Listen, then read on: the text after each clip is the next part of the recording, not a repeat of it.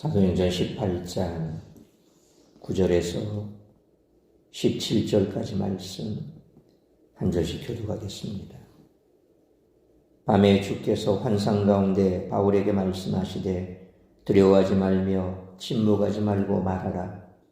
내가 너와 함께 있으면 어떤 사람도 너를 대적하여 해롭게 할 자가 없을 것이니 이는 성령의 내 백성의 마음이라 하시더라. 1년 6개월을 머물며 그들 가운데서 하나님의 말씀을 가르치니라. 말려오라 아가야 성적되었을 때 유대인들이 일제히 일어나 바울을 대적하여 성으로 데리고 갔으나 말하되 이 사람이 율법을 어기면서 하나님을 경외하라고 사람을 권한다 하거늘 바울이 이를 열고자 할 때에 리오가 유대인들에게 이르되 내 유대인들아 만일 이것이 무슨 일이 납작한 중동이었으면 내가 너희 말을 들으면 것이 옳으리라. 만일 문제가 언어와 명칭과 너희 법에 관한 것이면 너희가 스스로 처리하라. 나는 이러한 일에 재판장 되기를 원하지 아니하노라 하고 17절 같이 읽습니다. 모든 사람이 회당장 소수데네를 잡아 법정 앞에서 때리되 갈리오가 이 일을 상관하지 아니하니라. 아멘. 바울은 회당을 떠나야 했습니다. 그리고 디도 유스도의 집에 새로운 거점이 마련됐습니다. 그리스도 외에 많은 사람들이 계속해 믿고 세례를 받았습니다. 사람들의 눈은 여기까지 볼 수 있을 뿐입니다. 부활하신 주님은 더 넓게 보시고 이 사실을 사도 바울에게 알려주십니다. 오늘 복음은 복음의 확장을 이끌어가는 두 차원의 활동에 주목합니다. 첫째는 부활하신 주님의 활동입니다. 고린도 교회가 태동할 때 바울은 유대인이 가하는 배척과 법적인 고소, 경제적인 압박을 헤쳐가며 1년 6개월 동안 고린도에 머물렀습니다. 그러나 바울의 활동보다 우선된 부활하신 주님의 활동에 주목해야 합니다. 왜냐하면 바울의 활동 방향과 이유를 주님이 제공하시기 때문입니다. 우리가 아는 대로 사도행전은 누가가 기록했습니다. 그래서 제가 계속해서 본문의 내용을 간략하게 소개할 때 누가를 계속해서 언급하는 이유는 사도행전을 기록한 자가 바로 누가이기 때문에 누가의 관점이 어떻게 이 사도행전에 들어가 있는가라고 하는 그런 측면에서 누가를 계속해서 제가 지금 언급을 하는 겁니다. 그래서 누가는 드러나는 역사뿐만 아니라 그 이면, 그 이전의 결정, 그리고 이후에 대한 전망을 그리스도께로 돌린다는 것입니다. 사도행전 13장 48절에 보니까 이방인들이 듣고 기뻐하여 하나님의 말씀을 찬송하며 영생을 주시기로 작정된 자는 다 믿더라 그랬습니다. 비시디아 안독에서 벌어졌던 얘기죠. 바울이 복음을 전했습니다. 그런데 그 복음을 들었을 때에 어떤 반응이 나타났느냐? 영생을 주시기로 작정된 자는 다 믿더라 그랬습니다. 바울이 영생을 주는 건 아니죠. 바울은 복음을 전하는 자입니다. 우리 주님께서 영생을 주는 거죠. 그러니까 그렇게 복음을 전한 바울, 그 바울의 복음을 듣고 영생을 주시기로 작정된 자는 다 믿더라. 이것은 바울의 사역 그 이후에 그리스도께서 역사하신 내용에 대한 소개입니다. 또한 오늘 본문 10절에도 내가 너와 함께 있음에 어떤 사람도 너를 대적하여 해롭게 할 자가 없을 것이니 이는 이 성 중에 내 백성이 많음이라 하시더라 그랬습니다. 이런 점에서 사도행전은 부활하신 예수 그리스도의 계속되는 이야기다. 그렇게 우리가 생각할 수가 있다는 것입니다. 주님은 부활하시고 승천하셔서 그 이로 모든 활동을 중지하신 것이 아니라 계속해서 그 주님께서 함께 사역하고 계시고 동력하고 계시고 역사하고 계신다라고 하는 것을 말씀하는 거죠.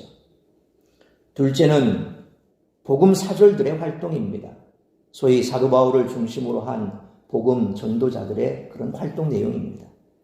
모든 사람이 바울과 그 일행이 복음을 전하는 활동을 이해한 것은 아닙니다. 오해와 모함이 있었습니다. 이들의 활동은 현상론적으로 소요를 일으키고 조용한 종교 생활을 깨는 것으로 그렇게 비춰졌습니다. 그 중심에 예수는 그리스도다, 하나님의 아들이시다 라고 하는 주장이 있었던 것입니다. 그래서 대부분 정치적인 이유로 고소를 당했습니다. 기소장의 항목은 그래서 점점 더 늘어갔던 것이죠. 9장 20절, 22절과 17장 7절 말씀처럼 가이사 외의 황제를 숭배한다. 그렇게 고소장의 내용이 적시가 됩니다. 또 16장 21절 말씀처럼 로마 사람이 받지도 행하지도 못할 풍속을 전한다. 라고 또 고소합니다. 17장 6절 말씀처럼 천하를 어지럽힌다. 혹은 오늘 본문 13절 말씀처럼 로마의 법을 어기면서 신을 섬긴다. 그렇게 계속해서 고소할 내용들이 늘어가고 있음을 우리가 볼 수 있습니다. 이런 점에서 사도행전은 복음에 대한 재판 이야기다. 그렇게 볼 수가 있습니다. 물론 복음이 재판장에서 직접적으로 그렇게 비고가 되고 그래서 재판이 진행되는 그런 내용이 아니라 현실적으로 드러나는 상황들을 보면 마치 복음을 재판장에 세워서 재판하는 얘기와 흡사 비슷하게 흘러간다라는 그런 얘기죠. 이 얘기가 바울의 재판으로 역사에 기록된 것을 우리가 보게 됩니다. 바울은 복음을 전하는 사람입니다. 그래서 바울이 재판을 받는 것이 아니라 그가 전한 그 복음에 대해서 사람들이 어떻게 평가하고 있고 그것을 전한 바울을 어떻게 재판하느냐 하는 얘기가 되는 겁니다. 그러나 결국 로마 정부와 유대 정부는 26장 30절로 31절에 보니까 왕과 총독과 보니게와 그 함께 앉은 사람들이 다 일어나서 물러가 서로 말하되 이 사람은 사형이나 결박을 당할 만한 행위가 없다 하더라 하는 말씀처럼 복음의 무혐의를 인정했던 것입니다. 그럼에도 불구하고 왜 바울이 로마로 압송돼 갑니까? 거기에서 끝났으면 그냥 끝이 납니다. 바울은 괜찮습니다. 풀려납니다. 그들의 말대로 아무런 혐의가 없다라는 거죠. 그런데 바울이 뭐라고 했습니까? 내가 가이사 앞에 가서 이제 재판을 받아야 되겠다 라고 항소를 해버립니다. 결국 그 항소 때문에 바울은 로마로 압송이 돼가는 거죠. 그러니까 실질적으로 복음에 대한 재판이라고 봤을 때 바울이 전한 복음에 대해서는 혐의가 없음, 그렇게 무혐의 처분을 내려졌습니다. 그런데 바울은 로마로 가기 위한 방편으로 가이사에게 항소를 하고 결국 그는 죄인의 죄수의 신분으로 로마로 가게 되는 거죠. 우리가 앞서 말씀드린 것처럼 바울이 이제 브리스길라와 아굴라를 통해서 로마의 상황을 전해 듣고 그는 로마로 가고 싶어하는 복음의 열정이 생겨버렸습니다. 그런데 그런 복음의 열정이 어떻게 연결이 됩니까? 바로 복음을 재판하는 그 과정 속에서 그가 황제 앞에서 내가 재판을 다시 받아야 되겠다라고 하면서 죄수의 신분으로 가게 되는 겁니다.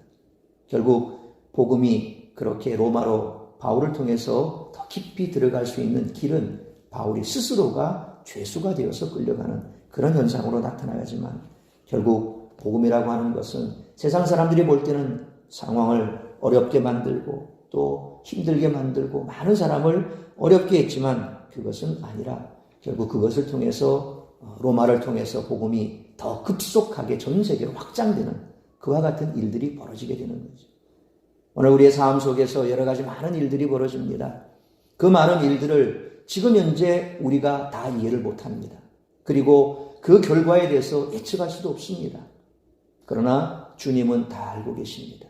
그 모든 일들을 통해서 하나님의 뜻은 이루어질 것이고 그 뜻이 이루어지는 그곳에 바로 많은 사람들은 기뻐할 것이고 또 그 뜻 가운데서 하나님은 하나님의 뜻을 세상 가운데 밝히 드러내신다는 겁니다. 그리스도인은 내가 누구와 가까운가 보다는 무엇이 옳은가에 근거해서 행동합니다. 그런데 이런 원칙을 따르다 보면 필연적으로 갈등이 발생하곤 합니다. 바울은 진리인 복음을 따르다 보니 대부분의 유대인들과는 갈등을 겪을 수밖에 없었습니다. 진리를 따라 행한 결과 어려움을 만났을 때 우리는 어떤 마음과 태도를 취해야 할까요? 오늘 본문의 말씀을 통해서 우리들이 깨달아야 할 것은 첫째로 9절로 11절 말씀처럼 성도는 함께 하시는 주님을 믿어야 한다는 것입니다. 고린도 교회는 바울에 의해 고린도의 유대교 회당에서 탈퇴한 사람들을 중심으로 세워졌습니다. 게다가 그들이 모이는 장소는 앞서 살펴본 7절 말씀처럼 회당 바로 옆집인 디도 유수도의 집이었습니다. 누가 보아도 회당과 교회는 갈등을 피할 수가 없었습니다. 유대인의 회당에 비해 비교적 훨씬 작은 세력이었을 것입니다. 그러나 9절로 10절 말씀처럼 주님은 환상 가운데 나타나셔서 바울에게 함께하겠다라고 말씀하셨습니다. 고린도에는 주님의 백성이 많으므로 어떤 사람도 바울을 대적해 해롭게 할 수 없을 것이기 때문에 그렇습니다. 바울은 11절 말씀처럼 주님의 말씀에 힘을 얻어 고린도에 1년 6개월을 머물며 사역합니다. 이는 이전 바울의 행적과 비교해 볼 때 아주 이례적으로 긴 기간입니다. 앞서 살펴본 16장 그리고 17장 말씀처럼 바울은 마게도냐에서는 빌립보에서 데살로니가로 다시 베레아로 핍박을 피해 옮겨 다녔습니다. 그러나 고린도에는 감당해야 할 주님의 일이 많았기에 오랜 기간을 머물며 사역을 감당합니다. 이처럼 바울은 핍박을 지혜롭게 피하기도 했지만 진리를 위해 갈등을 겪어야 한다면 피하지 않고 끝까지 그 자리를 지키는 사람이었습니다. 하나님의 나라와 그 의를 위해서라면, 주님의 몸된 교회와 진리를 위해서라면 인간의 갈등을 두려워해서는 안 됩니다. 하나님의 진리를 따르는 우리와 함께 하심을 확신하고 끝까지 그 자리를 지키는 믿음의 소유자로 살아가는 우리 모두가 되시기를 축원합니다. 두 번째로 12절로 17절 말씀처럼 진리 안에 행할 때 주님의 보호 안에 거할 수 있다는 것입니다. 회당과 교회의 갈등은 결국 12절 말씀처럼 법정 다툼으로 번져갔습니다. 스토아 철학자 세네카의 형제로 알려진 갈리오는 주 51년 여름부터 52년 여름까지, 또 어떤 곳에서는 주 52년부터 53년까지 아가의 총독으로 있었다라고 그렇게 기록되어 있습니다.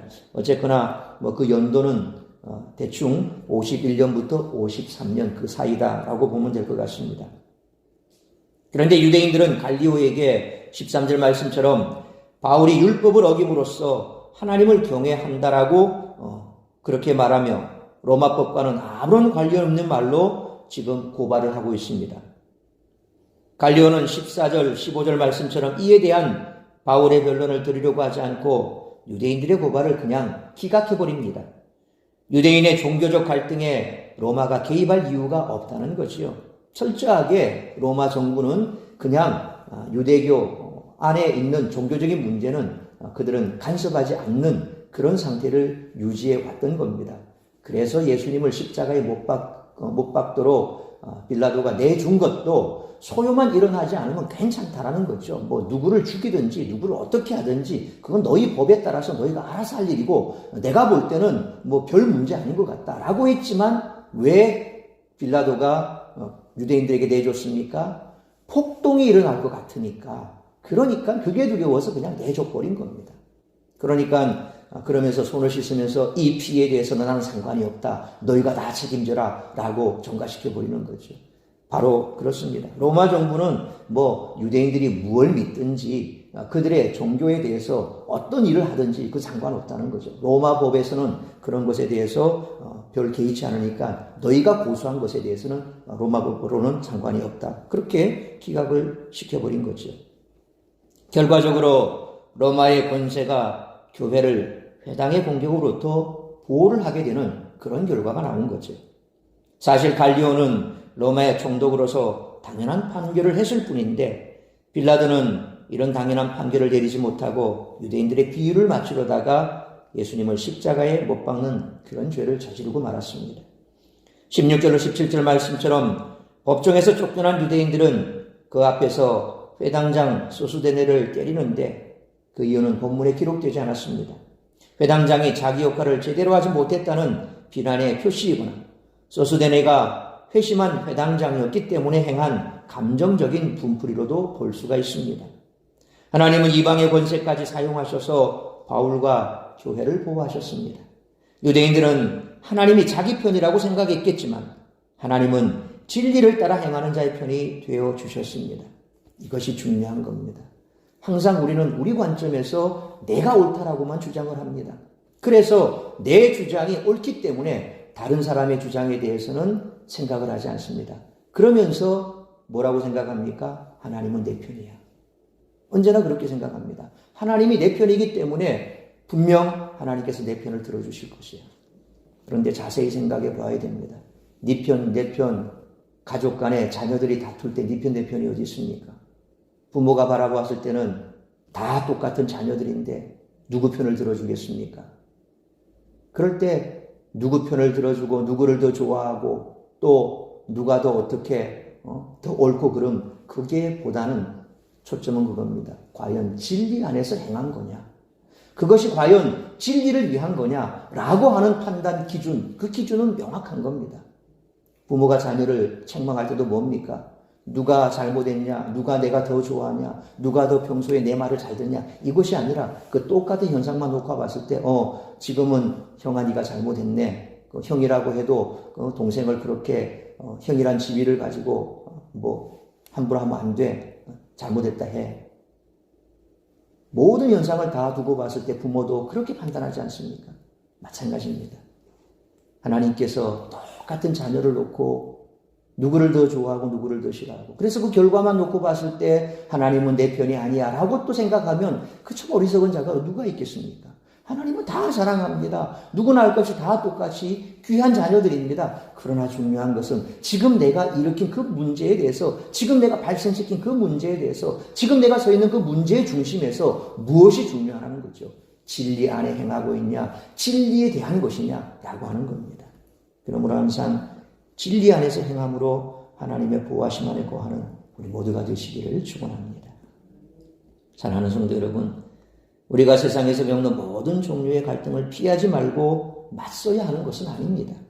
다만 우리가 반드시 지켜야 할 가치와 진리를 위해서는 두려워하지 말고 맞서는 용기를 가져야 됩니다. 그러므로 바울이 심한 갈등에도 불구하고 고린도의 수많은 하나님의 백성을 구원하기 위해 그것을 떠나지 않고 1년 6개월을 머물렀던 것처럼 주님이 맡기신 일을 완수하기 위해 끝까지 인내하며 버틸 수 있는 우리 모두가 되시기를 주님의 이름으로 축원합니다. 기도하겠습니다. 살아계신 아버지 하나님, 은혜와 사랑을 감사합니다. 오늘도 우리에게 주신 말씀 우리의 가슴에 새기며 우리의 삶을 돌아보고 오늘도 나의 삶 가운데 이 말씀을 온전히 적용하고 그 말씀대로 지켜 준행하는 삶을 살아가는 우리 모든 성도들 되게 하여 주옵시고 주의 몸된 교회가 날마다 진리의 말씀에서 굳게 서고 또한 온 성도들이 그 진리의 말씀 안에서 하나가 되고 말씀 안에서 행하며 말씀 안에서 주님께서 우리에게 주시는 평안함을 누리며 살아가는 복된 한날이 될 수 있도록 은총 내려 주옵소서. 이 모든 말씀 우리 주 예수 그리스도의 이름으로 기도하옵나이다. 아멘.